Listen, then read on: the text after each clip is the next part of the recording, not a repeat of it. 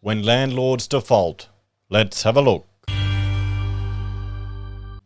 Hello everyone, Florian here and welcome to another episode of HeiseSays. Grab your stein of coffee because, well, let's have a look at this Reddit post from Oz Legal about, well, a landlord defaulting on their mortgage. So if we have a look here, our landlord has defaulted on the mortgage. How long do we have as tenants before we are evicted? Now, in Australia, for those of you that aren't familiar with our country, there's a little tiny, incy-wincy bit of an obsession with property. Just a little, just a tad. One could almost call it the state religion, and the national sport, the pastime of conversation for everyone, and apparently it's the easy way to make big gains and big money, to become a landlord and just soak in all the money. It's really easy. You just work at Macca's and then buy one house after another, and just keep riding a constant property boom. And the government pretty much has your back. Until they don't. Until the cash rate starts going up, until we have our first recession in nearly 3 decades, and some people may be stretched a little too thin.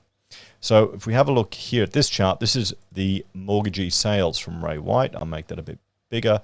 So here's the 3-month rolling, and yeah, it's not at the peak for at least the last couple of years, but it's starting to climb up a bit. So let's have a look here and see what they've got to say.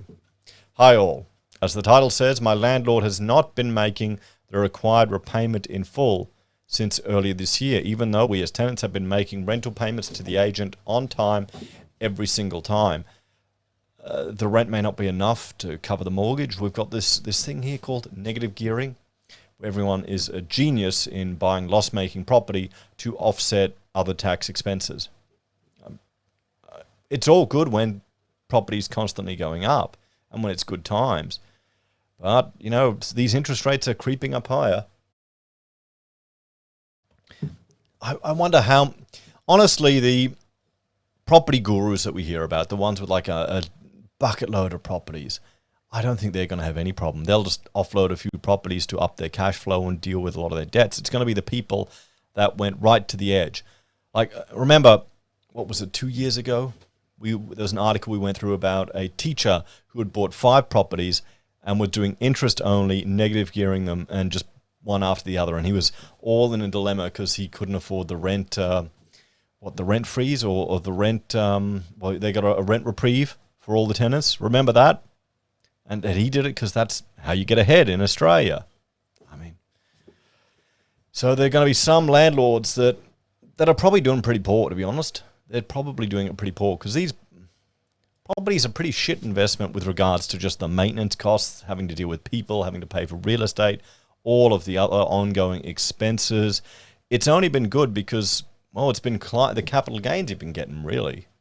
And the rental yields are pretty insane at the moment. So, makes it, but then again, it's not good enough, is it? I only found out last week when I was sent a copy of the claim for possession of land. And apparently if the landlord does not respond, file a defense in the court within 28 days, the lender will start taking actions, which include evicting the occupier and selling the property. So my question is that if this unfortunate scenario does happen, how many days of notice is the court going to give us? We're currently on a periodic tenancy, so in New South Wales, the landlord will need to give us 90 days notice. So is the court going to give us 90 days or are they going to force us to move out immediately? I sincerely hope this is not going to be the case because there's barely any rental listings in our area at the moment, so my partner and I could not find anything we like. Thanks in advance. And there's actually a really good response here on Reddit. On Reddit, someone gave a good response. I guess it happens. I mean, there's a first to everything. So, hi, this must be an exceptionally stressful time for you. I work for a Big Four. Big Four, one of the Big Four banks, with extensive experience with house repossessions. First of all, there is a process. The bank absolutely does not want to have to evict the tenant. It's nasty, it's a bad look, and it's expensive. They'd much prefer you to voluntarily leave in order to take vacant possession.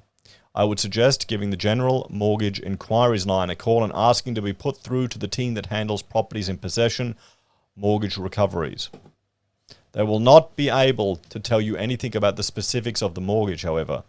It is significantly easier and cheaper for the bank to help a tenant vacate the property than it is to litigate. So it may be get some money out of it. While I can't give specific advice on your circumstances, it can't hurt to ask something along the lines of, hey, we're happy to leave, however, our removalist costs are unaffordable. Is there anything the bank could do to assist? It would make it easier for us to vacate sooner. They may have a provision for financial assistance for a tenant to encourage them to leave. They will be even more willing to assist if you're considered vulnerable. There we go. See the magic words there. You've got to be vulnerable. And here Skellington is a human being making helpful comments working for a big 404. No, it's on Reddit. I mean, look, well, look at his avatar there. What does that tell you? I mean, they all look weird. I don't understand. I'm not much of a Reddit guy, you know. Not that I'm expecting to change hearts and minds, but in my experience, there are a ton of very kind, compassionate, and helpful people at my work doing exceptional things every day to make the world a better place. The issue most people have is the people they will interact with are usually low paid, contract offshore, or part of a high turnover staff. Yeah. Branches are notoriously high turnover of staff. So you have inexperience coupled with ancient systems and complex matters, leading to friction. And that's the interaction most people have with banks on a regular basis. And thanks for the compliment. I've had many conversations with tenants in my career. I've done mortgage collections, recoveries, deceased estates, and now work in a specialist team that supports vulnerable customers and deals with complex matters. So I'm keenly aware that people who are impacted by the bank's decisions are people too.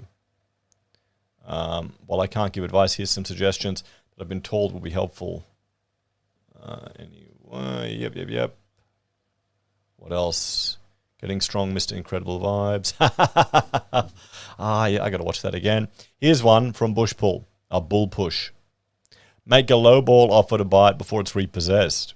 I mean, that's the Australian way. Comment deleted by user, comment removed by moderator. Moderator, oh boy, what's going on here? Oh well. Probably spam bots too. They'd have bots on Reddit as well. Evictions take a while to process and complete. Best of luck. This is not a good time to have to find a rental somewhere else. I hope everything works out for you. Yes, that's the big challenge, guys. So, well, let's have a talk about this. Some good advice there, but certainly frustrating for the person renting in this property. And, well, a landlord that can't keep up with their mortgage repayments. We'll have to see, guys, how often this happens. As always, thanks for watching. Check out my other channels, HeiseBim and HeiseSays International, for other content I create. If you want to support us, there are a few ways you can. Financially on YouTube or Patreon, using our referral links on Amazon, eBay, Independent Reserve or AussieBroadband, buying our pocket squares or calling us if you need an architect. Take care, everyone. Have a great day, and I'll see you in the next episode of HeiseSays.